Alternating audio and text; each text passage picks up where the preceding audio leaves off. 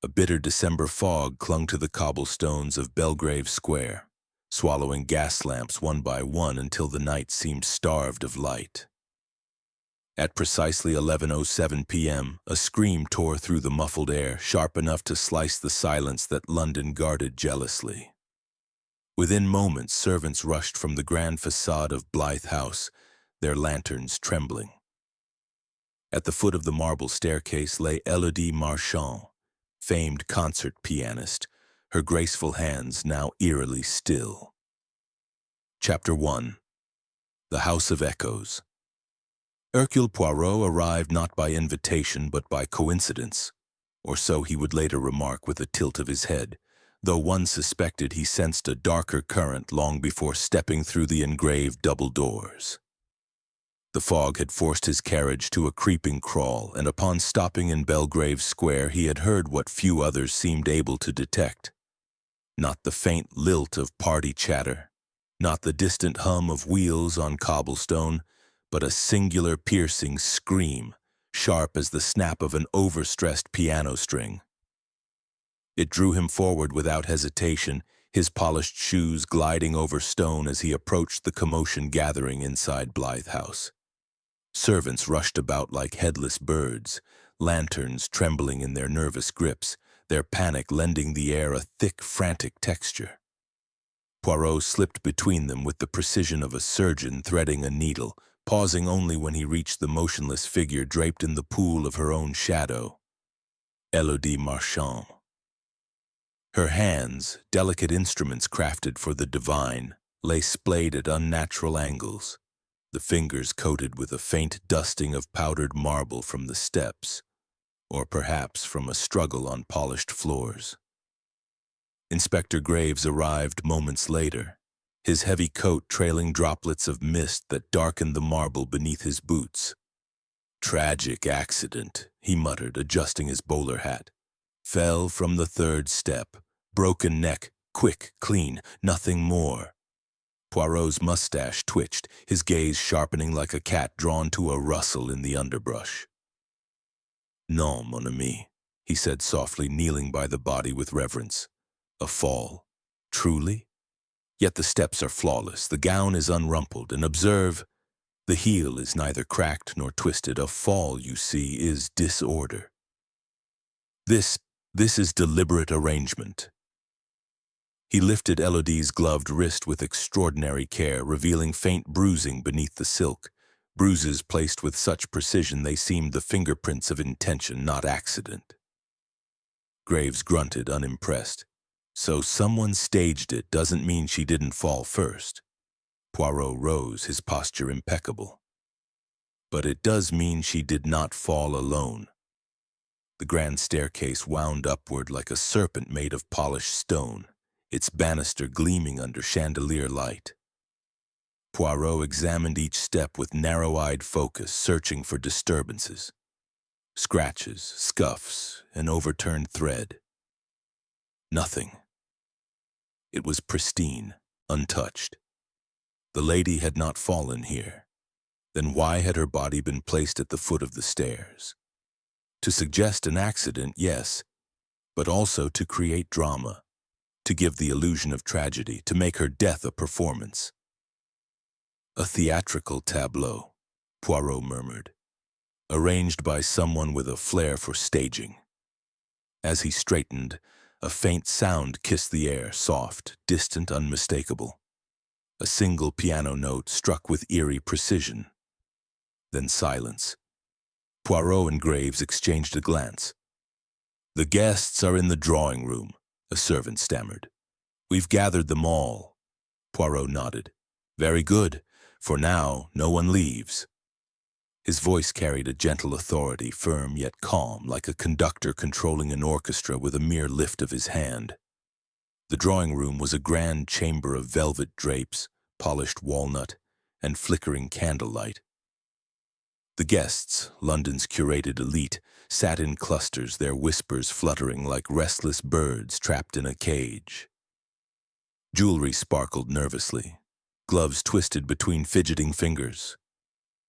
Murmured speculation clouded the air alongside the scent of fine cigars and perfume. Poirot studied them from the threshold, his gaze sweeping swiftly, taking in every detail.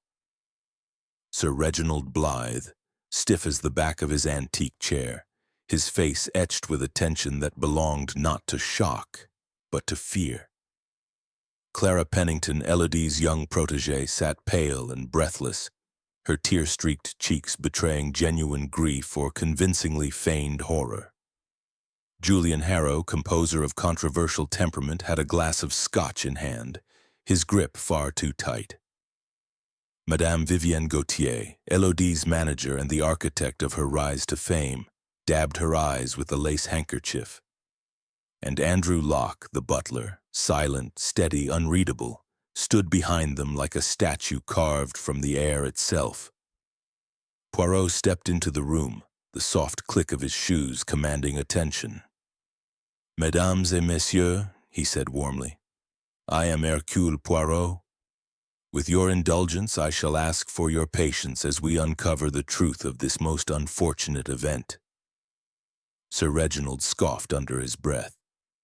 "Truth is simple." She tripped. Poirot's eyes glittered.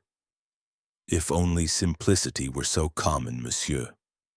He approached the fireplace where shadows swayed from the flickering flames. "Allow me to ask, did any among you hear a disturbance before the scream?" No one spoke, not one. "Très bien," Poirot replied, unfazed. "Then let us ask instead. Did anyone see Mademoiselle Marchand after 10 o'clock? Silence again. But the silence was rich, thick with unspoken threads. He paced slowly, thoughtfully. Tonight was to be a celebration for our gifted Mademoiselle Marchand, yet she is found dead within minutes of leaving this very room. And even now," he paused, lifting a hand, "someone plays her piano." Gasps rippled through the room. "Impossible," Clara whispered. "No one went upstairs." "Ah," Poirot replied softly, "but someone did." As if summoned by his words, the piano sounded again, this time not one note, but three. Deliberate, echoing through the hallway like a coded message. The guests froze, their faces draining of color. Poirot turned sharply to the doorway. His voice dropped to a whisper. "Gentlemen, mesdames, the house is speaking." He stepped forward, each footfall precise. "And I intend to listen." He moved into the hallway, the echoes of the piano guiding him like breadcrumbs through the thickening air. Graves followed, his expression a mixture of irritation and unease. "Ghosts in the piano now?" he muttered. Poirot shook his head. "No. Ghosts do not choose their moments so carefully. This is a signal, Inspector. A message from one who knows we are listening." They reached the music room doors, massive carved walnut panels adorned with motifs of laurel leaves. Poirot hesitated for the briefest of seconds, then opened the left door with a slow, deliberate push. The music room lay before them, vast and echoing, lit only by the faint glow of a solitary candelabrum near the grand piano. The air smelled of jasmine, Elodie's scent lingering like a final whisper. Silence settled once more, heavy as a curtain after the final bow of a performance. Poirot approached the piano. Its lid was lifted, its keys gleaming like teeth in the dim light. "And yet no one is here," Graves murmured, stepping beside him. Poirot nodded, "which tells us something important. Whoever played these notes did so not for pleasure nor from panic, but with intention." He lowered his gaze to the piano bench. A faint impression, a deliberate indentation, suggested someone had been seated here minutes earlier. Poirot touched the cushion lightly. "Two people sat here tonight," he whispered, "one light, one heavier." Graves frowned. "None of the guests claimed—" "People claim many things," Poirot cut in softly. "Truth requires no such declarations." A soft creak interrupted them. Poirot's head snapped toward a shadow shifting at the end of the corridor. The shape darted away, swallowed by the fog of the hallway. Poirot did not give chase. Instead, he smiled faintly. The killer grows nervous. Graves shrugged. Could have been a servant. Poirot shook his head. No servant treads with such care. That was someone who wishes not to be seen. He moved toward the corridor. The guests waited anxiously at the far end, their faces taut with dread and curiosity. When Poirot approached them, he spoke softly. A woman cries in this house tonight, not in sorrow, but in fear. And fear, mes amis, is the companion of guilt.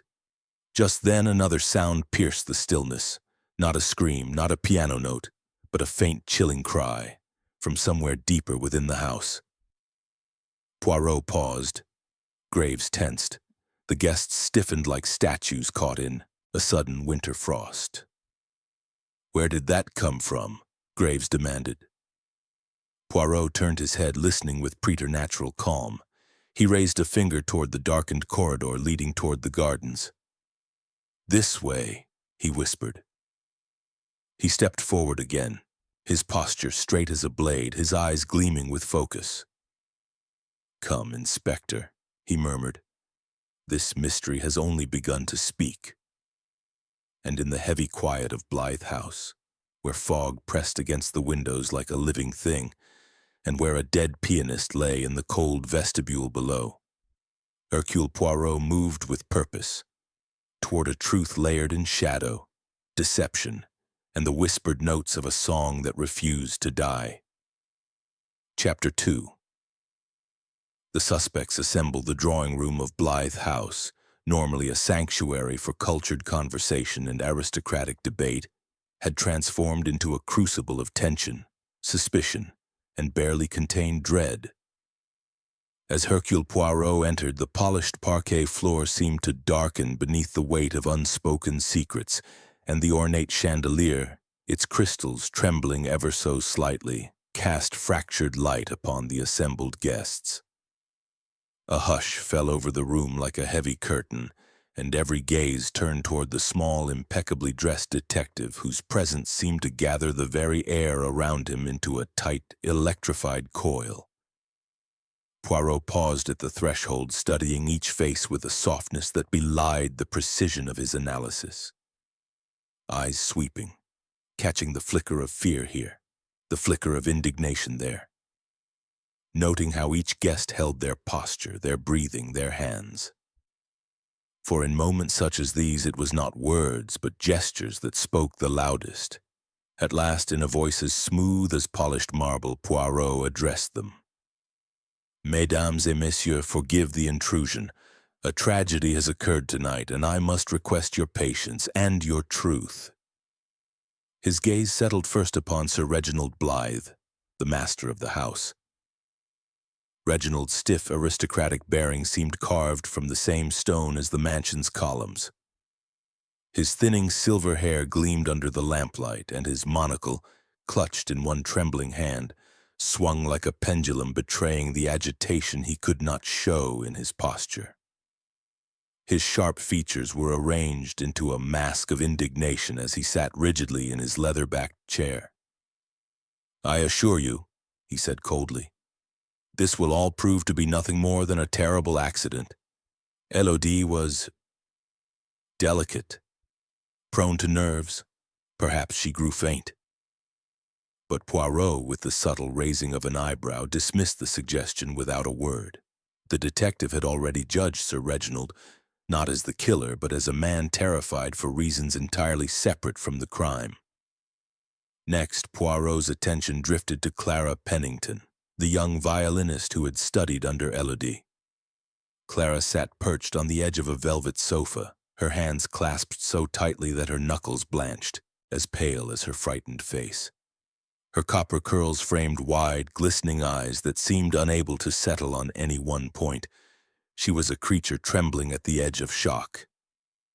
"I cannot believe she's gone," Clara whispered, tears pooling. She was everything. My mentor, my inspiration." Poirot observed the sincerity of her anguish, but noted too the shadows beneath the grief, the flicker of guilt, fear, or merely the torment of a young artist whose world had fractured? He tucked the observation away like a delicate thread, to be woven with the others later. Across the room sat Julian Harrow, composer of tempestuous temperament and rumored paramour of the fallen pianist. Julian slouched in his armchair, one hand gripping a glass of scotch with such tension that the crystal threatened to crack. His dark, brooding eyes smoldered like embers beneath a storm, and his jaw clenched at each mention of Elodie's name. "If you're implying I had anything to do with this," he snapped abruptly, his voice tight and raw, "you're a fool." Poirot smiled ever so gently, a smile that never reached his eyes. "It is often the most impetuous of men," he said calmly, "who reveal the most with their reactions." Julian's glare sharpened. "We argued, yes, lovers quarrel, don't they? But I never—" His voice broke, replaced by a rough silence that spoke of deep, unresolved feelings, the kind that could drive a man to brilliance or madness. Beside Julian stood Madame Vivienne Gautier, Elodie's manager, dressed in elegant mourning black, though the death was scarcely an hour old. Her dark hair was wound in a strict chignon, her makeup flawless despite her shaking hands. She dabbed delicately at her eyes with a lace kerchief as she spoke. "This is ruinous, utterly ruinous," she murmured half to herself. "Her tour, the contracts, the publicity." Poirot observed her with quiet, piercing curiosity. Vivienne's grief seemed genuine but woven with threads of desperation. A woman who lived off the fame of another could not afford the loss, not financially, not professionally, not emotionally. "You managed her affairs," Poirot said softly. "You knew her schedule, her stresses, her fears." Vivienne nodded quickly. "Yes, of course, she trusted me completely." Poirot replied, "And yet tonight she feared someone enough to separate herself from this room." Finally, Poirot turned his gaze to the far corner where Andrew Locke, the butler, stood silent and sentinel-like, his hands folded neatly behind his back. Locke's tall frame and stoic features made him appear carved from shadow itself, his eyes unreadable beneath the low lighting. While servants often blended invisibly into the estates they served, Locke possessed an unsettling aura of presence, watching everything, missing nothing. "Monsieur Locke," Poirot said gently, "you were among the last to see Mademoiselle Marchand. Alive, were you not?" Locke inclined his head respectfully. "I escorted her to the corridor leading to the music room. She wished for a moment alone to compose herself."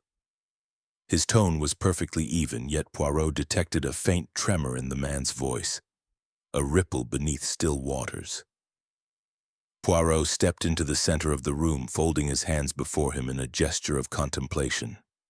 "5 of you," he murmured.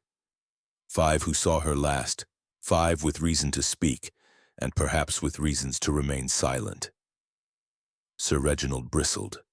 "Are you accusing my guests of murder?" Poirot tilted his head. "Non, monsieur.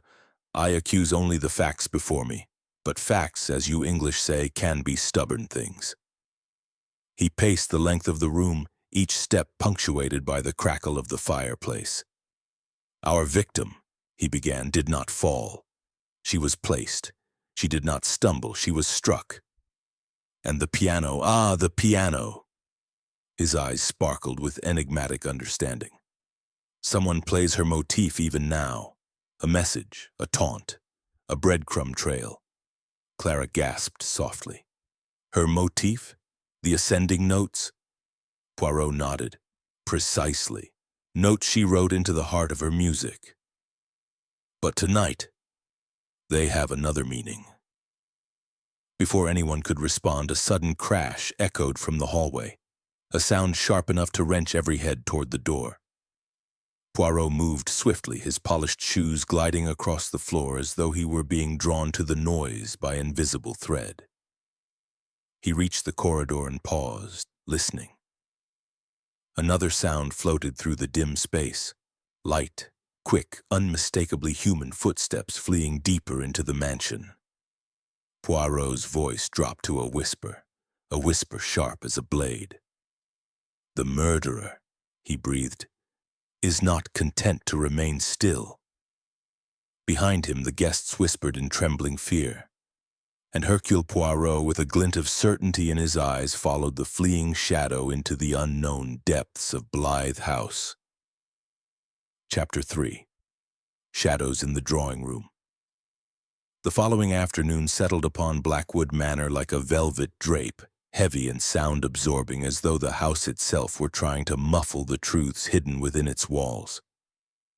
Poirot moved through the drawing room with his habitual deliberate grace, fingertips lightly brushing carved mahogany surfaces as if listening for the faintest whisper of deceit. The air held the faint aroma of bergamot tea and old velvet, underscored by a chill that seemed to emanate from the very stones of the estate. It was here, Inspector Graves explained, that Lord Alistair had spent his final hours before retiring to the study where death found him. Poirot paused near the window, noting the faint distortion of the curtains, pulled recently but not by the staff. Footprints in the plush carpet formed an odd pattern, clustered, uneven, circling the center of the room as though someone had paced anxiously in the dark.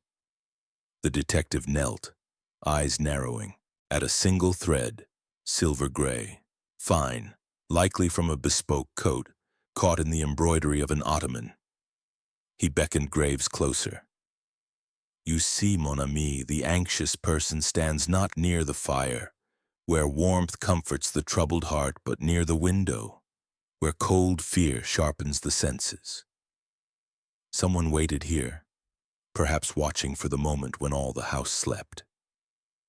Graves muttered that the suspects each claimed to have retired early, but Poirot merely smiled, for this only meant one of them lied with the confidence of a seasoned performer. His attention drifted to the pianoforte, where a single note, E minor, echoed faintly when he brushed the keys. Not accidental. Someone had pressed it earlier, someone unfamiliar with the soft creaks of the instrument but compelled to touch it nonetheless. Poirot imagined a restless hand, trembling, searching for distraction while the mind wrestled with impending action. Guilt brewing, doubt fermenting.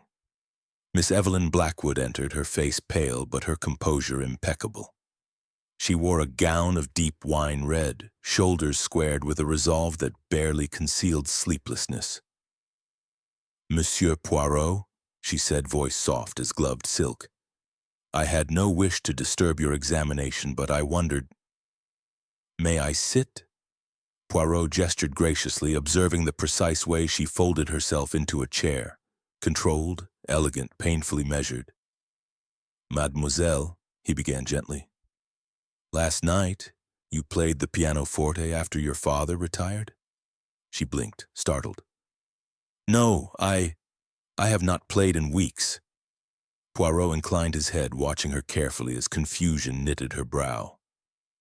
Either she truly had no knowledge of the errant key, or she was an actress of formidable subtlety. Before the detective could press further, the door swung open abruptly, revealing Julian Hargreaves, the late Lord's personal secretary. His expression held a strain of indignation, though his posture remained perfectly polite. "I heard there were inquiries happening here. May I be of service?" Poirot studied him closely. The immaculate suit, the faint smell of ink, the tension at the corners of his mouth. Hargreaves was a man who lived in proximity to power yet lacked the ownership of it, a combination that often fermented into quiet bitterness. "Monsieur," Poirot said warmly, "perhaps you may. Tell me, does the Lord ever pace in this room when troubled?" Hargreaves hesitated. A fractional second, but Poirot caught it. "Occasionally," the secretary replied. "He preferred solitude when making difficult decisions." The answer was neat, too neat, practiced. Poirot felt the thread of suspicion tighten. As the daylight waned, painting the room in muted amber, Poirot's gaze alighted upon a decorative box on a side table, carved ivory, delicately floral. He opened it gently, revealing a set of cufflinks arranged with meticulous care. Except one compartment was empty. "Curious," he murmured. Evelyn startled. "Those are father's. He never misplaces his accessories." Poirot offered a reassuring smile, but inwardly his thoughts churned.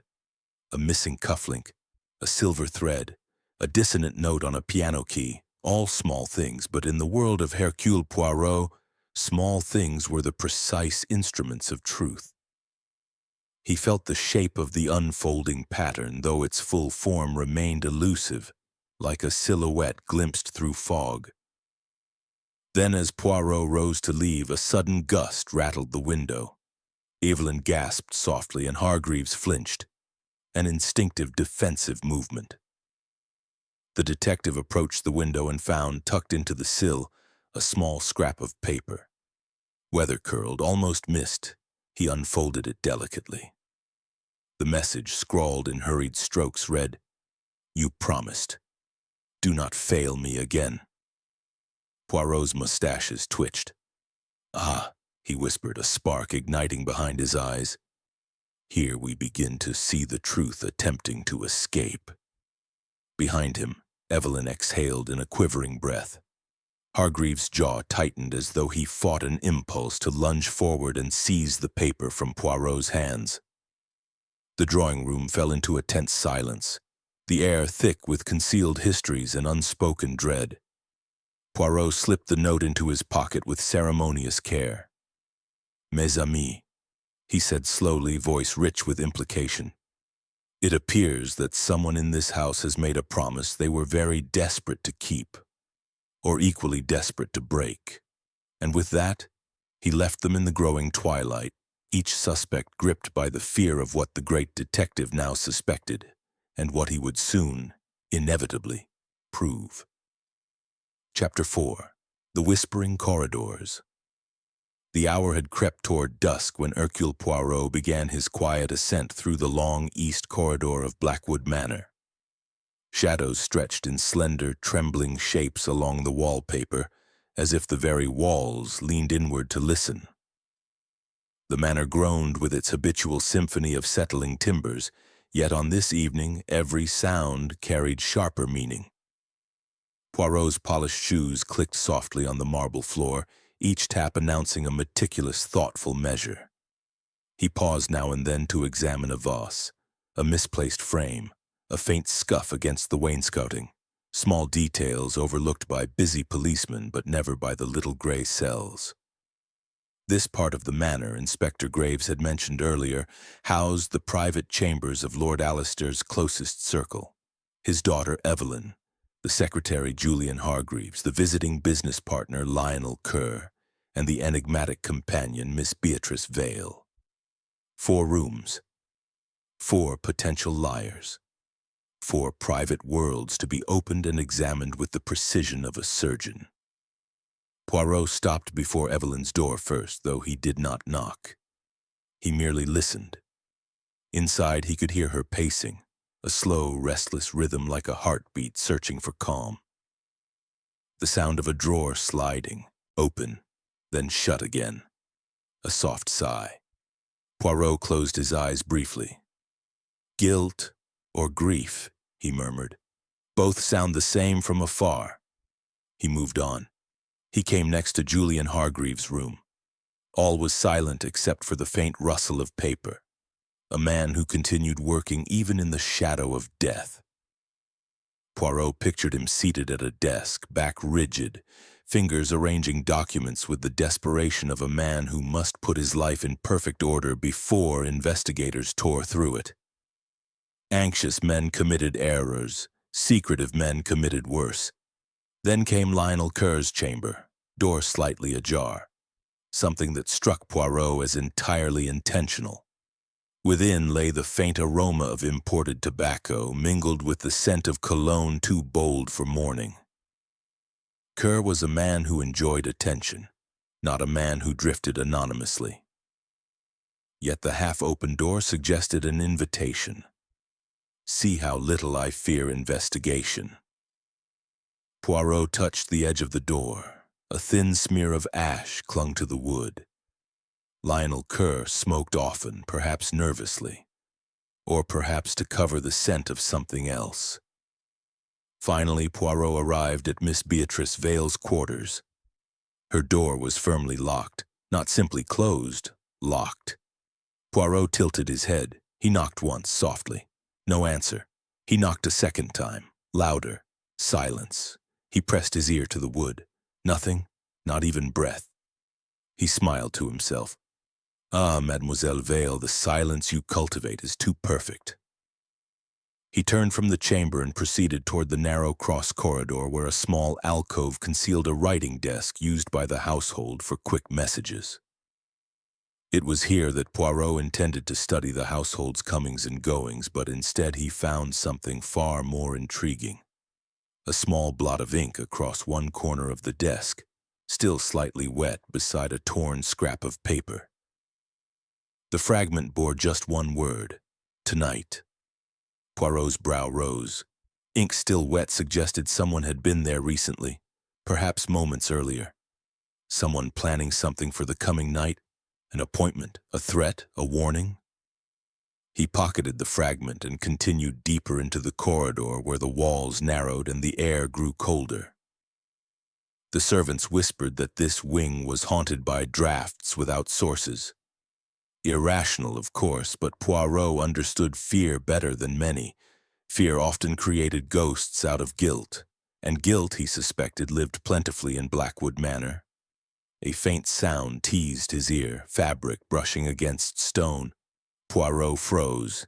He stepped lightly toward the sound, mustaches twitching with interest.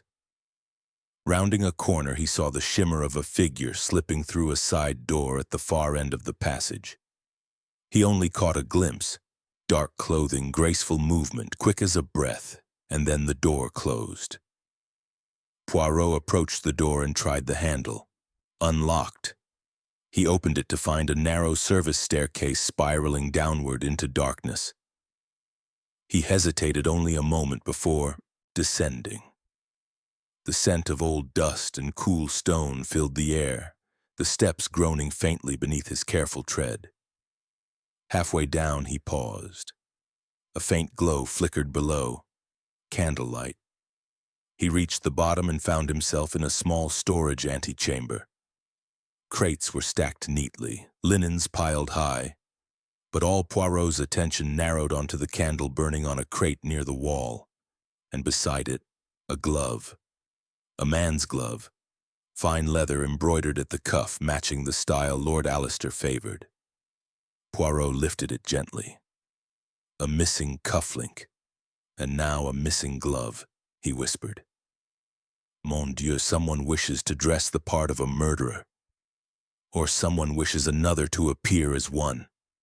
Above him, the faint creak of a footstep startled the detective. He extinguished the candle with a swift breath, plunging the chamber into darkness. Then from the top of the staircase, a voice drifted down, a whisper tense and trembling. "I know what you're doing." Poirot remained perfectly still. Another whisper. "And you must stop." The staircase creaked again and the presence withdrew. Poirot waited several seconds before relighting the candle. His expression darkened, thoughtful. "Someone watches the corridors," he murmured. "Someone fears what the corridors remember." Returning to the main floor, Poirot took a moment at the window overlooking the courtyard. The sky had deepened to indigo, and a thin wind threaded through the manor's stone arches, producing a forlorn, whispering chord. Blackwood Manor spoke in riddles tonight, in shadows, in breathy warnings. Poirot moved toward the grand staircase, intending to seek Inspector Graves, when he heard a muffled sob echo faintly from the side hall. He followed the sound and found Evelyn seated on a bench near the gallery entrance, trembling. She startled when she saw him. "Monsieur Poirot, I didn't wish to disturb you." He sat beside her. "Mademoiselle, anything may disturb Poirot except dishonesty. Tell me, why do you cry?" She pressed a hand to her lips. "Because I found something in Father's ledger, something awful." Poirot leaned forward. "Show me." She hesitated, then handed him a folded sheet torn from a ledger. A single entry circled in red pencil read, "Payment. H. Vale. 10,000. For silence." "Mademoiselle Vale," Poirot whispered. "She was being paid for what?" Evelyn shook her head desperately. "I don't know. But Father feared scandal more than anything. Whatever it was, he believed it could ruin us." Poirot folded the paper. "And now, child, he is dead." Evelyn closed her eyes. "You think she used this against him?" "I think," Poirot replied softly, "that every person in this house plays a role in a drama more complex than they admit." He stood slowly. "But rest assured, mademoiselle, Poirot sees through masks." As he walked away, the corridor seemed to bend around him like a whispering tunnel. The manor breathed with secrets, uncomfortable, restless secrets, and somewhere in its darkened passages a killer walked calmly, believing themselves clever enough to escape the greatest detective alive. Poirot smiled faintly. They are wrong. Chapter 5. The Secret Ledger. The night deepened around Blackwood Manor with a suffocating heaviness, as though the darkness itself had weight. The lamps flickered along the main hall, their light forming trembling halos on the floors. Poirot walked in thoughtful silence toward Lord Alistair's private office, the true heart of the estate, and perhaps he suspected the heart of the murder as well. Here the late lord conducted all matters too delicate for open discussion. Debts, business entanglements, family disputes, and most intriguingly, secrets purchased with large sums of money. He opened the door quietly and entered. The office smelled of cigar smoke and cedar polish, the scent still strong as though Lord Alistair had been there hours instead of days. Poirot paused near the desk. A single blot of ink marred an otherwise pristine surface. Not a random accident, he thought. A mark left during a moment of fear or haste or trembling agitation. The ledger Evelyn had shown him, its torn page, surely had been removed from this very room. He sat in the Lord's chair, an imposing high-backed piece of craftsmanship, and steepled his fingers. "We must understand the man before we understand the crime," he murmured. And Lord Alistair was a man of contradictions. Poirot examined the desk drawers. Most were impeccably organized, exactly as a controlled man would keep them. But one drawer, lower right, was locked. This Poirot found interesting. Too interesting. For Lord Alistair had been a man who trusted locks less than people. Something about this drawer demanded secrecy beyond his usual standards. Poirot stood searching the room for a key. He checked the bookshelves, noticing a thin layer of dust disturbed on one volume, Treatise of Trade and Power. Inside, as he suspected, lay a small brass key, cool in his fingers. Returning to the desk, he unlocked the drawer. Inside was a slim leather-bound book, another ledger. This one older, edges frayed. Poirot opened it with care. The pages contained neatly written entries, many scratched out or overwritten. A pattern emerged. Payments to individuals over many years, sums increasing sharply in recent months. Names he recognized: Julian Hargreaves, Lionel Kerr, Beatrice Vale, each with notes scribbled beside them. Hargreaves, debt personal. Kerr, investment failure, threats. Vale, silence owed, unstable. Poirot exhaled slowly. Mon Dieu, a nest of potential motives. A second section of the ledger stopped him cold. Here, dates were arranged in a careful line. The most recent entry, just 2 days before Lord Alistair's death, read, "Meeting arranged. Midnight. Final negotiation. No name. No details. Just that." Poirot tapped the line with a single finger. A midnight meeting, the very hour the household claims to have slept. He heard a soft shuffle behind him. Poirot turned. Miss Beatrice Vale stood in the doorway, pale as moonlight, clutching her shawl tightly around her. Her eyes reflected a strange mixture of fear and defiance, an expression of someone who knew the walls were closing in. "You should not be here, Monsieur Poirot," she said softly. "And yet, here I am." Her lip trembled. "If you read that ledger, then you know. You know he paid me." Poirot nodded. "Oui, but I do not yet know why." Beatrice shut the door behind her and stepped farther into the room. Her movements held the elegance of a woman trying desperately not to shatter. "Lord Alistair was a patron. He funded my acting career years ago on the condition that I never speak of something that occurred during a gala performance, a scandal, a mistake I made that he helped cover." "Blackmail?" Poirot asked gently. Her eyes widened. "Never. He helped me. I owed him silence because I was ashamed, not because he threatened me." Poirot studied her. "The shame is perhaps real, but money still changed hands, mademoiselle." She hesitated. "He insisted, said my reputation would collapse without his protection, but I had begun refusing the payments. He was angry about that." "Angry enough to argue? Recently?" Beatrice's silence was answer enough. Poirot closed the ledger. "You visited him the night he died." She stiffened. "How?" Poirot's voice softened into its most dangerous calm. "Because the corridors whisper, mademoiselle, and they whispered your name." She collapsed into the chair opposite him, burying her face in her hands. "Yes, I met him, but only to end the arrangement. I couldn't bear the guilt anymore." Poirot watched her trembling. He saw a woman who carried secrets like stones in her pockets, but he also saw something else. Fear, not of the present investigation, but of someone still in the house. He leaned forward. "Mademoiselle Vale, who threatened you?" Her breath caught. "I never said—" "You did not need to." Poirot's tone sharpened. "Your eyes said it for you." She swallowed.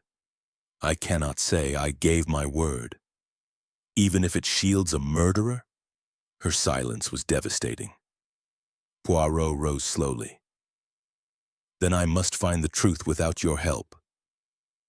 As he crossed the room to return the ledger to the drawer, another voice echoed from the hall, stern, irritated. "Poirot? What the devil are you doing in there?"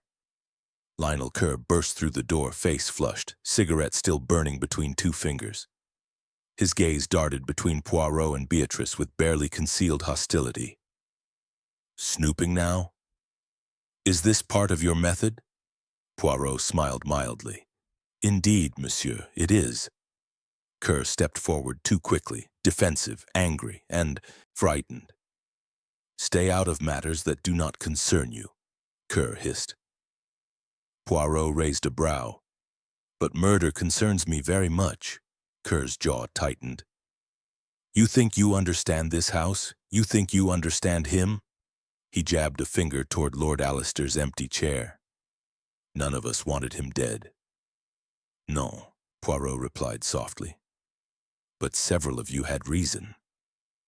Kerr bristled, then stormed out, slamming the door behind him.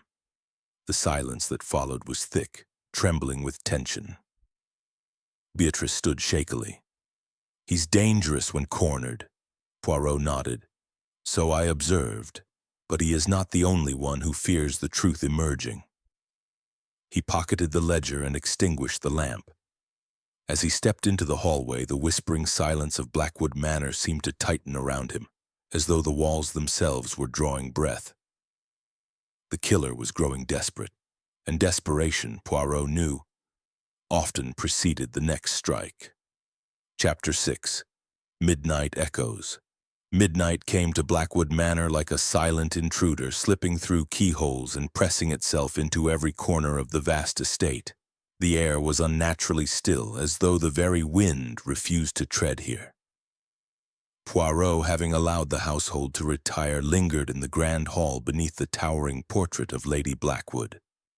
Her painted eyes followed him with a melancholy familiarity, as though she alone understood the gravity of what was unfolding. Poirot clasped his hands behind his back and waited.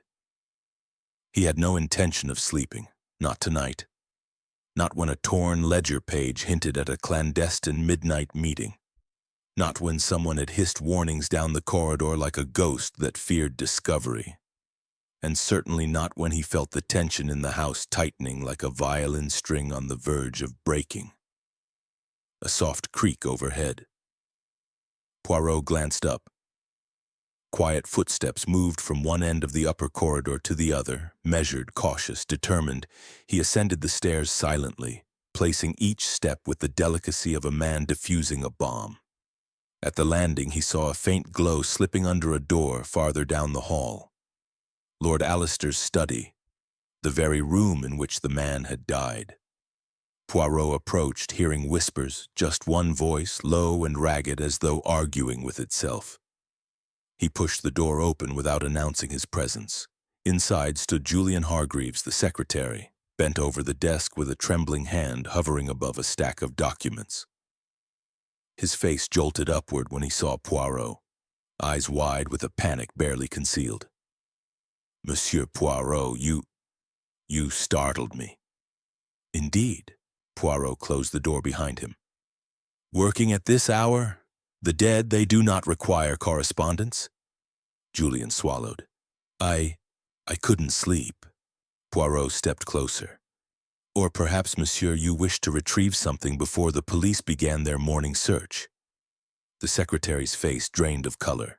"You think I had something to do with his death?" Poirot didn't answer directly.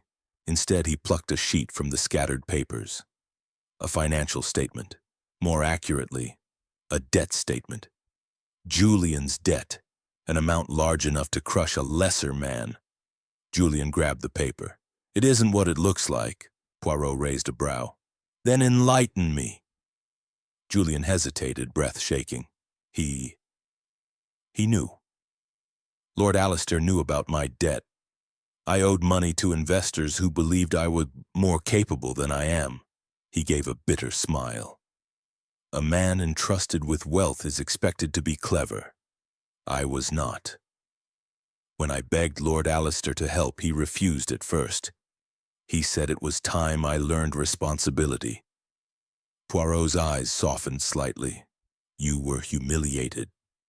"Yes," Julian whispered, "but I did not kill him." Poirot studied him. His tone held desperation, but not the cunning defensiveness of guilt. Still, desperation was a motive in itself. Before he could probe further, a sharp clang reverberated from below, metal striking stone. Julian jumped violently. "What was that?" he whispered. Poirot's mustaches twitched. "We shall discover." They made their way downstairs, moving toward the source, the old servant's passage beneath the manor. When Poirot opened the small door leading down, a gust of cold, stale air rushed past them, carrying the faint scent of rust and damp. Poirot descended first. The lantern on the wall flickered weakly, casting thin threads of gold onto the stone steps. At the bottom, the corridor stretched ahead, narrow, low-ceilinged, built long before the manor's current grandeur. A figure darted at the far end. Poirot saw only a shadow, swift, curved in posture, disappearing behind a corner. "Stop!" Julian cried, instinctively giving chase. Poirot held up a hand. "No! Do not follow blindly. A cornered enemy is twice as dangerous." But Julian had already turned the corner. Poirot cursed under his breath and pursued. The corridor opened into the old wine cellar, rows of dusty bottles standing like quiet sentinels. At the center, Julian stood frozen, staring at the overturned metal rack that had caused the noise. But no one else was there. "Did you see them?" Julian demanded. Poirot raised his lantern, its glow carving out shadows between racks. "Only a silhouette, but enough to confirm that someone prowls at this hour with deliberate stealth." Julian exhaled shakily. It wasn't me. Poirot looked sharply at him. No, but it may have been someone who fears your conscience. Julian frowned. My conscience? Poirot nodded. A guilty man fears anyone who might reveal a truth, intentionally or not. He scanned the cellar. Something glinted to his left. Stepping closer, he found a glass bottle lying on its side, not shattered but placed deliberately. Inside, tucked carefully, was a small rolled note. Poirot retrieved it and unrolled it slowly. He deserved what he got. Julian recoiled. What? Who wrote that? Poirot did not answer immediately. The handwriting was sharp, slanted, elegant, and familiar, very familiar. He rolled the paper again, slipping it into his pocket.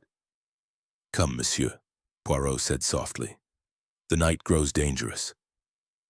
Once they returned to the main hall, Julian excused himself, pale and shaken. Poirot watched him go, eyes narrowing. Guilt hovered around that young man like fog, yet not the guilt of murder. Something else. Something heavy. Poirot turned toward the grand staircase, but paused. A figure stood halfway up the steps, half hidden, half lit. Evelyn Blackwood. She was barefoot, wearing a silk robe, her hair unbound in dark waves. Her expression was unreadable, but her eyes glowed with a troubled fire. You're everywhere tonight, she whispered. Chasing ghosts. Poirot approached her slowly. Mademoiselle, why are you awake? Evelyn looked away. Because sleep is impossible in a house filled with lies. Poirot folded his arms. And which lies trouble you most? She hesitated. Then, my father's. Poirot remained silent, allowing her to continue. Evelyn pressed a hand to her chest. He was not the man people believed. He was hard. He demanded perfection from me, from everyone. Her voice tightened. Sometimes he went too far. Poirot tilted his head. And did you fear him? Her silence was more telling than a confession. Then she whispered, Someone hated him enough to kill him, Monsieur Poirot. Someone close, too close. Poirot's gaze sharpened. Do you refer to yourself, mademoiselle? Her eyes widened, but not with guilt, with hurt. No, but I know someone who did. Poirot stepped closer. And will you tell me their name? Evelyn shook her head slowly, tears forming at the edges of her lashes. I cannot. If I do, they will destroy me. She turned and fled up the staircase, leaving Poirot alone with the echo of her words. Poirot exhaled, long and steady. A confession wrapped in fear, a truth half revealed, someone she protected, someone dangerous. He looked toward the dark corridor that housed the bedrooms of the suspects. One of them, he now understood with chilling clarity, would not hesitate to kill again. The night whispered around him. Poirot's eyes narrowed. The killer grows bold, he murmured, and soon they shall make their fatal mistake. Chapter 7. The Mask of Intentions. Dawn seeped into Blackwood Manor slowly, like pale ink spreading across paper. The gray morning light revealed the house in stark, unforgiving detail. Every speck of dust on the banister, every crack in the old stone walls, every bit of fatigue etched into the faces of those who walked its corridors. Sleep had been restless for all, though only Poirot understood quite how restless. Shadows from the night still clung to the manor like stubborn cobwebs, whispering of secrets not fully buried. Poirot descended the staircase with measured steps, his mind already in motion. The events of the previous night replayed in the quiet theater of his thoughts. The figure in the cellar, the mysterious note, Evelyn's trembling half-confession, the ledger's damning entries. The pieces were no longer scattered. They were beginning to form the edges of a picture, but the center remained blurred, a space where motives twisted like serpents. Inspector Graves stood in the breakfast room looking as though he had slept even less than Poirot. He was speaking with Lionel Kerr, who was seated by the window nursing a cup of strong coffee. Kerr looked more composed today, but his eyes betrayed a sleepless night. Dark shadows beneath them told their own story. When he noticed Poirot, he offered a tight smile. "Poirot," Graves called. "We were just discussing the financial situation of the late Lord. Seems our dear Lionel here has been quite cooperative this morning." "Cooperative?" Poirot echoed gently. "Or merely selective?" Kerr stiffened. "I told the inspector everything relevant." Poirot approached, hands clasped. "Then perhaps you will permit me one question, monsieur." Kerr sighed deeply. "If it gets us any closer to ending this nightmare, ask." Poirot leaned forward slightly. "You suffered a failed investment, a painful one. Lord Alistair refused to reimburse your losses, did he not?" Kerr hesitated, jaw tightening. "He said it was my own damn fault." "And did you agree?" Kerr's face hardened. "Of course not. The man refused to listen. He accused me of recklessness when he was the one who pushed me into the deal in the first place." Poirot's eyes lit subtly. "So there is resentment." "Resentment, yes," Kerr admitted. "But murder? You're out of your depth, Poirot. I wouldn't kill a man over money." Poirot nodded thoughtfully. "Perhaps not over money alone, but humiliation, ruin, they make powerful companions." Kerr rose abruptly, knocking his chair slightly askew. "I am not your killer." He stormed out before Graves could stop him. Poirot sighed. "Emotion reveals much, Inspector, even when it attempts to conceal." The library beckoned Poirot next. He needed silence. Silence and the lingering presence of Lord Alistair's mind, which seemed to permeate every book, every document, every imposing portrait on the walls. The room smelled of old paper and pipe tobacco, the kind Lord Alistair favored. Poirot sat at the long reading table and spread out the documents gathered from the earlier search. Financial records, correspondence, personal notes, and the older ledger, its entries now haunting him with their implications. He placed a finger on the 3 names underlined by Lord Alistair: Hargreaves, Kerr, Vale. 3 souls tied to the deceased by threads of guilt, shame, and obligation, Poirot murmured. But which thread snaps first under pressure? His thoughts drifted to Beatrice Vale, her trembling, her silence, her fear of someone within these walls. She had been closest to emotional collapse, and emotional turmoil often spiraled into desperation. But then again, her motive, shameful as it might be, did not fully align with calculated murder. Then Julian, secretive, deceptive, drowning in debt, a man afraid.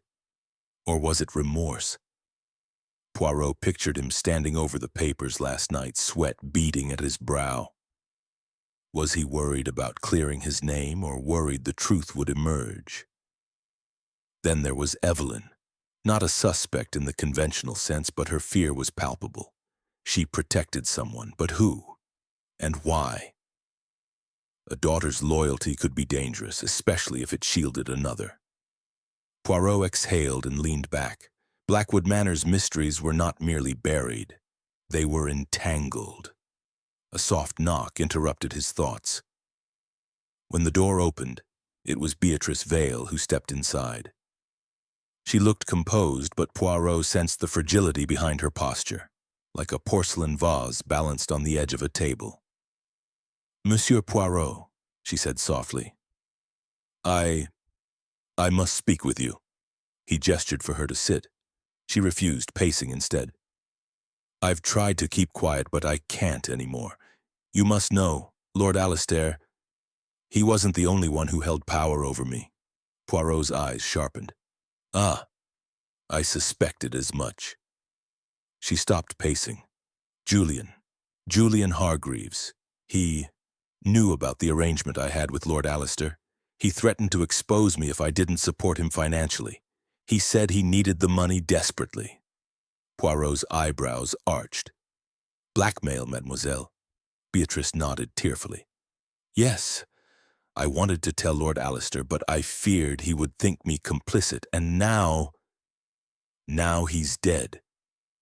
Did Julian threaten you the night of the murder? Poirot asked. Her breath hitched. I didn't see him, but the note in the corridor, I think it was meant for me. Poirot leaned slightly forward. What note? She blinked. The one slipped under my door yesterday morning. You promised. Do not fail me again. I thought it was from Julian. Poirot raised a hand gently. That note was found in the drawing-room window, not under your door. Beatrice froze, confusion clouding her features. Then I don't know who it was for. Poirot stood.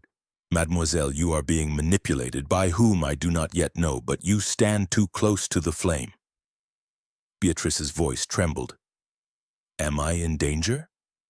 Poirot considered the question carefully. Yes. She paled. Then, should I leave? Poirot shook his head. No. The killer may interpret your flight as guilt. You must remain, but remain carefully. Beatrice swallowed hard and left, whispering, Please, Poirot, find the truth. Poirot waited until her footsteps faded before allowing his expression to shift. His eyes hardened, his jaw tightened. The little gray cells had found a new thread, thin but strong. He walked calmly to the window overlooking the courtyard. Lionel Kerr paced outside, smoking with agitation. Evelyn stood at her father's favorite fountain, staring into its depths as though searching for answers in the rippling water. Julian emerged from the side door, speaking hurriedly with a servant before glancing around, wary. 3 suspects, 3 stories, 3 masks. But somewhere among them lay the truth, the deceiver who had woven this web around Blackwood Manor. Poirot's fingers brushed the pocket where he had placed the cellar note. He deserved what he got. Handwriting elegant, confident. Poirot's eyes narrowed. Someone in the house believed themselves righteous, and righteous killers were the most dangerous of all. With a quiet breath, Poirot turned toward the grand hall. It is time, he murmured, to pull away the first mask. Chapter 8. Threads drawn tight. The storm that had threatened all afternoon finally broke as evening settled over Blackwood Manor. Thick rolling thunder pressed against the sky, and rain lashed the windows in furious waves. Nature itself seemed determined to wrench secrets from the estate's ancient bones. Poirot welcomed the tempest. Storms had a way of cleansing the air and revealing what the calm had hidden. He stood in the grand hall, observing the household from the mezzanine above. Tension moved through the corridors like a fever. Evelyn had secluded herself in her room.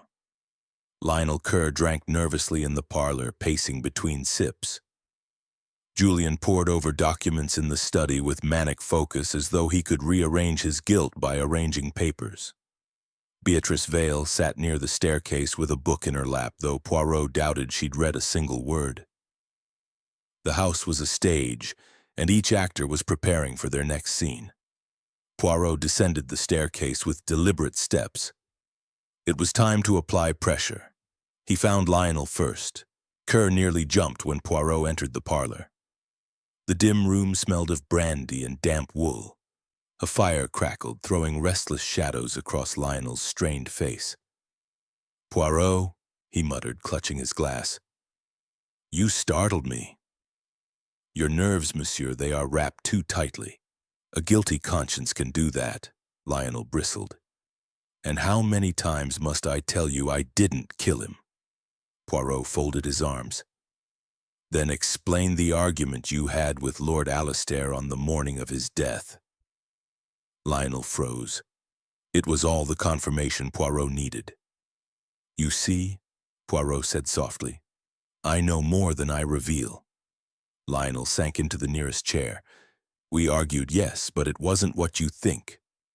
Poirot inclined his head. Then enlighten me. I asked him to help me, Lionel admitted. One last time. My debts. They aren't just inconvenient. They are dangerous. I was being pushed to repay money I didn't have. I begged him. Poirot studied him. And he refused, Lionel swallowed. He called me a parasite, said he'd done enough for me and I should start behaving like a man, that I had disappointed him too many times. Poirot's gaze sharpened. And how did you respond to such an insult? Lionel rubbed his temples. I left before I said something I couldn't take back. I slammed the door. People probably heard it. But I didn't kill him, Poirot, I swear it. Poirot believed he was telling the truth, but belief was not proof.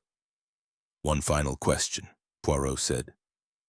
Where were you between 8 and 9 the night of the murder? Lionel's hesitation lasted 1 second too long. I was in the garden, he said. In the dark? In the rain? He swallowed again. I needed air. Poirot tucked away the lie. He did not challenge it. Not yet. Julian Hargreaves was next. Poirot found him in the study, hunched over the desk with papers strewn like fallen leaves. Julian straightened when Poirot entered, quick to hide the page he'd been reading. If you're here to accuse me again, Julian said sharply, save your breath. Poirot walked toward him. Monsieur, I never waste my breath. Only others waste their truths. Julian scoffed but said nothing. Poirot's eyes drifted to the documents. Still attempting to find a narrative that absolves you? Julian glared. If I had anything to hide, surely I would not be sitting in plain sight. Even the most desperate criminals seek solace in routine, Poirot replied lightly. Julian's facade cracked. You enjoy this, don't you? Toying with us. Poirot's expression cooled. Do not confuse diligence with pleasure. He leaned closer. You lied to me, Monsieur Hargreaves. You said you had no involvement in Lady Beatrice's affairs. Yet she told me you knew of her secret agreement with Lord Alistair. Julian's face blanched. She told you that? Yes. Julian exhaled shakily and sat. I didn't blackmail her. I never meant to. I only wanted her help. I cared for her once. Still do in a way, but I was desperate. Lord Alistair threatened to expose my debts publicly. I would have been ruined. Poirot's gaze sharpened. So you sought another leverage, on Beatrice. Julian nodded miserably. I regret it, but blackmail isn't murder. Poirot considered him. Julian's guilt was clear, but for what crime? Where were you the night of the murder, monsieur? Julian clenched his jaw. Working here. Ask any servant, they saw the light under the door. A convenient detail, Poirot murmured, and an unverified one. Julian looked away. Poirot left him with the storm's growl filling the silence. Beatrice Vale was where he expected her to be. On the staircase landing, staring out the tall window at the darkened sky. She turned when Poirot approached, her eyes tired. Has something happened? Yes, mademoiselle, Poirot said softly. Something has happened. The truth is beginning to resist those who would conceal it. And that resistance makes people dangerous. Her hands twisted nervously. Do you think one of them will hurt me? Poirot did not immediately answer. Her fear was too real to dismiss. Tell me, he said gently. Is there anything more you have not shared? Anything at all? Even something small? She hesitated, and Poirot saw the war on her face. There is one thing. She swallowed. The night of the murder, I heard footsteps outside my room. Poirot stilled. Whose footsteps? I don't know, but they were heavy, slow, deliberate, like the person didn't want to be noticed but couldn't manage stealth. Poirot's eyes narrowed. Did you open the door? No. She shook her head. I was too afraid. Poirot exhaled. You may have heard the killer. She blanched. Poirot placed a hand over hers. Courage, mademoiselle. You have survived the night of the crime. You will survive the truth. But even as he said the words, he questioned them. Because the storm outside was growing, and with it the manor's tension. Poirot returned to the hall and paused at the center where the chandelier's crystals chimed faintly from the storm's vibrations. He closed his eyes. Lionel, a man with too much pride and too many debts.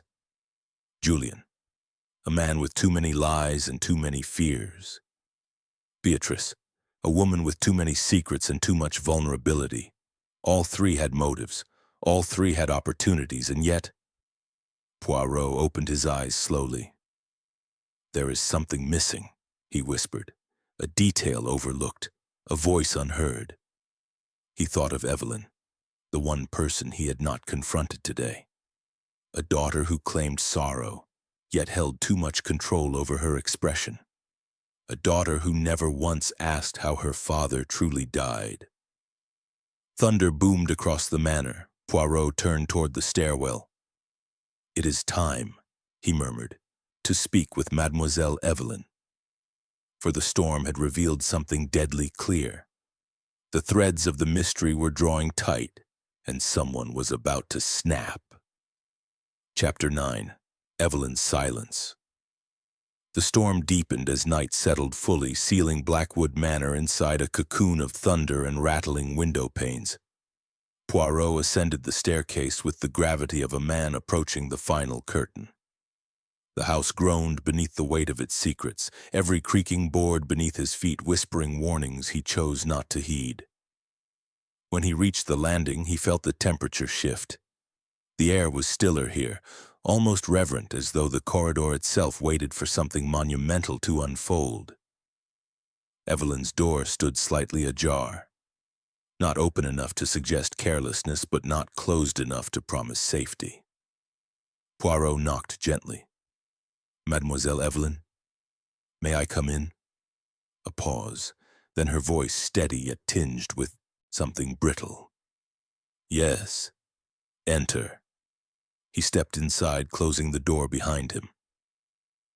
Evelyn sat in an armchair near the fireplace, her posture impeccable, her expression carefully arranged, as though sorrow was a costume she had put on with precision. The fire cast a red glow on her features, illuminating the tightness around her mouth, the faint tremor in her hands. Poirot, she greeted quietly. I suppose it was only a matter of time before you interrogated me as well. Not interrogation, mademoiselle, Poirot replied softly. Illumination. Your father deserves that much. Her eyes flickered. She looked at the fire. What would you know of what my father deserved? Everything, Poirot said gently, for he is the victim and I am the detective. A beat of silence. Then Evelyn inhaled slowly. Very well. Ask your questions. Poirot walked toward her but remained standing, respectful yet firm. Where were you on the night of your father's death between 8 and 9 o'clock? Evelyn didn't flinch. In my room. I stayed here the entire evening. Poirot raised an eyebrow. Alone? Yes. No one saw you? No. Convenient, Poirot murmured. Her gaze snapped to him with a flash of cold fire. Are you implying I would kill my own father? Poirot did not answer directly. He circled slowly around the room, observing its immaculate order. The untouched desk, the neatly folded shawl, the lone book on her nightstand. At times, Poirot said softly, it is those closest to the victim who hold the deepest wounds. Evelyn exhaled sharply. You speak in riddles. If you have something to accuse me of, Poirot, do so plainly. Poirot stopped behind her chair. Your relationship with your father, he said, some was strained. You did not show grief, mademoiselle, not truly. You show discipline, restraint, but not sorrow. Her jaw tightened. You know nothing of my feelings. Perhaps. But your silence speaks loudly. Evelyn stood abruptly and moved to the window, staring into the rain-soaked darkness. My father was not an easy man, she said. He demanded perfection. He commanded obedience. He expected more from me than any daughter should ever be expected to give. Poirot's eyes softened. Go on. She wrapped her arms around herself. He disapproved of my friendships, my ambitions. He thought emotions were weakness and trust was foolish. After my mother died, he became harder, colder. And you grew resentful? Poirot asked. Her shoulders stiffened. I grew independent. A dangerous thing, Poirot murmured, in a house dominated by such a man. Evelyn turned to him, eyes shining with restrained fury. Do not pretend to understand my father. Poirot met her gaze steadily. I understand what pride makes of a man, and what silence makes of a woman. Her breath caught. Poirot continued gently.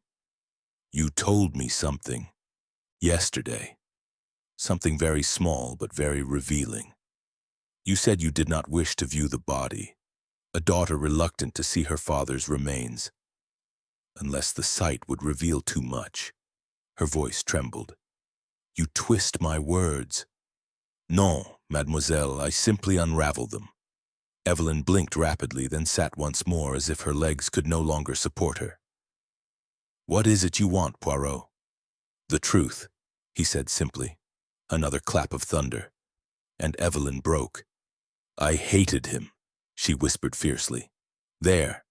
Is that what you wanted to hear? Poirot remained calm. Hate is not proof of murder, she laughed hollowly. No, but it makes me capable. Poirot leaned forward. Did you kill your father, Evelyn? Her eyes drifted to the fire. No, she whispered, but I wished I had. Poirot studied her. Her admission was raw, vulnerable, but it lacked the teeth of guilt. And yet, Evelyn continued, voice weakening, I know more than I have said. Poirot's eyes narrowed. At last we approached the core. She clasped her hands tightly. There was someone else in the corridor that night. I heard them. I heard the faint creak of the floorboard just beyond my door. Poirot stilled. Which floorboard? The one everyone avoids because it reveals them, she said quietly. Father used to mention it, a guard against dishonest guests. Poirot's heart quickened. But you did not open the door? No, her voice softened. I was afraid. Poirot approached her. This is important, mademoiselle. The person you heard. Were the footsteps light or heavy? She hesitated. Light. Poirot's mind sparked. Light, he repeated. Not Julian, not Lionel. A soft nod. Poirot felt the room close in with sudden clarity. Did you hear anything else? She swallowed.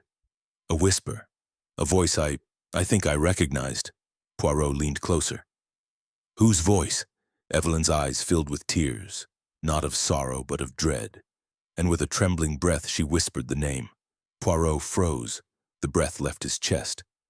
A truth he had suspected but dared not fully claim now stood before him, terrifying and immaculate. Evelyn's hand covered her mouth as though the name itself might summon the killer. Poirot stepped back slowly. Merci, mademoiselle, he whispered. You have given me the final thread. Her voice broke. Poirot, what are you going to do? He turned toward the door, the storm howling behind him like a herald. What I always do, Poirot said quietly. I gather everyone and reveal the killer. For at last the web had a center, and Poirot knew exactly who sat within it. Chapter 10. The Gathering of Shadows. The storm had not eased. If anything, it raged more fiercely, hammering Blackwood Manor with a fury that rattled chandeliers and sent cold draughts sweeping through ancient halls. Poirot stood in the drawing-room alone for a moment, letting the silence settle before the storm of revelation to come. It was time. Every thread had been examined, every lie carefully folded back, every tremor of guilt measured. Now the truth demanded an audience. He rang the bell. One by one, the residents of Blackwood Manor trickled into the drawing room. Lionel Kerr with a fresh drink in hand, Julian Hargreaves pale and anxious, Beatrice Vale trembling but determined, Inspector Graves stern and watchful. And finally Evelyn, her face composed but her eyes betraying the dread coiled beneath her ribs. Poirot stood before the fireplace, hands folded behind him. The fire's glow cast long shadows across the room, making the suspects appear as figures in some macabre play. "Mes amis," Poirot began softly, "the time has come for us to look into the heart of this tragedy." No one spoke. Poirot paced slowly, his voice steady. Lord Alistair's murder was not a crime of passion, nor of sudden rage. No, it was a premeditated act, carefully planned, executed with precision and hidden beneath lies that crumbled with the slightest pressure. He turned to Lionel Kerr. "You, monsieur, had motive, humiliation, financial ruin, a fight with the victim on the very morning of his death." Lionel stiffened. "I told you—" Poirot raised a hand.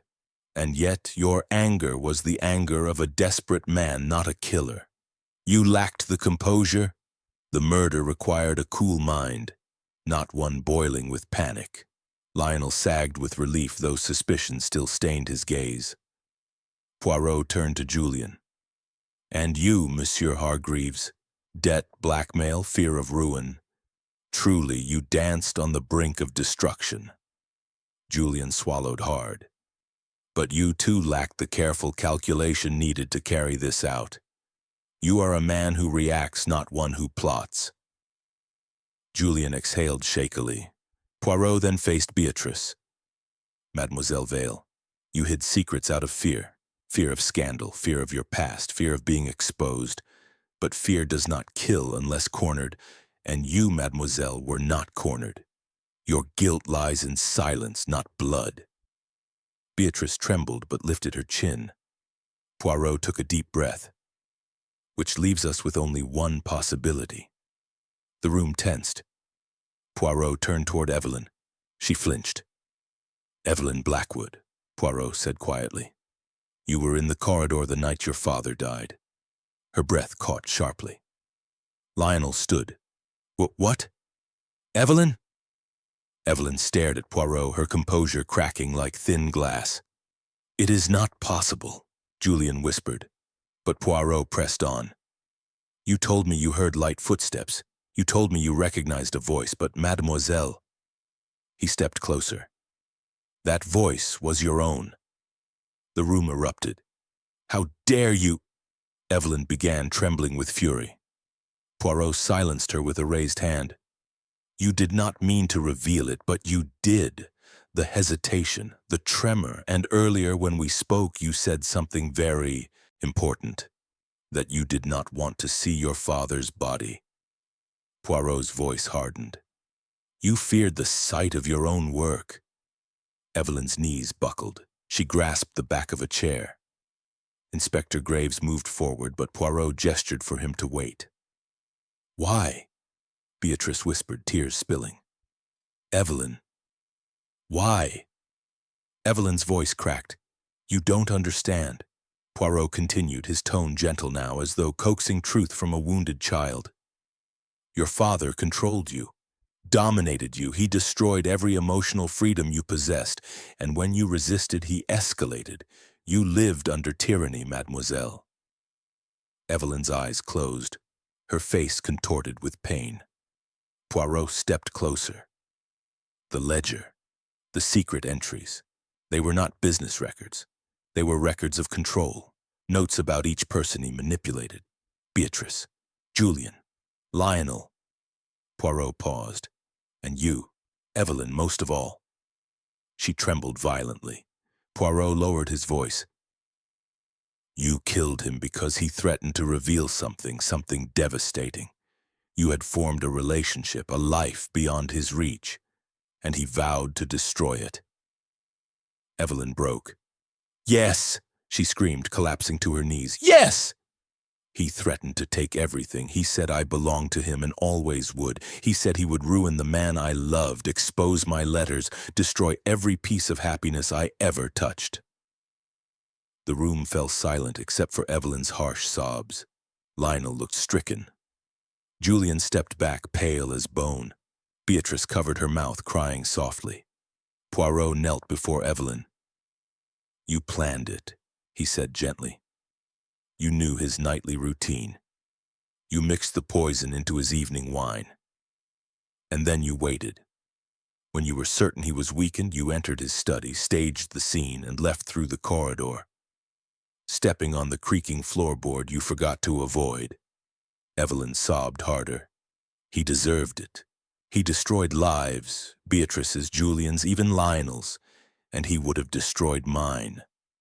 Poirot placed a hand over hers. "Perhaps he did, mademoiselle. But justice cannot be taken by one hand alone."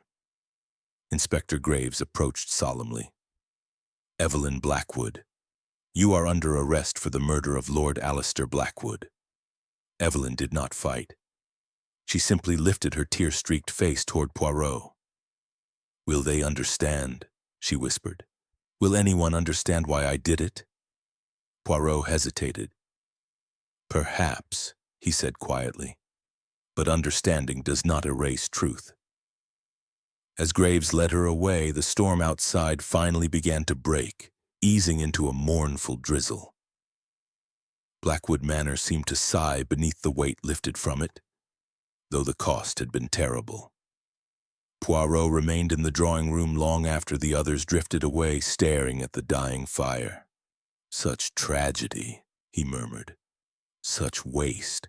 If only hearts were as orderly as little gray cells." He picked up his hat and cane.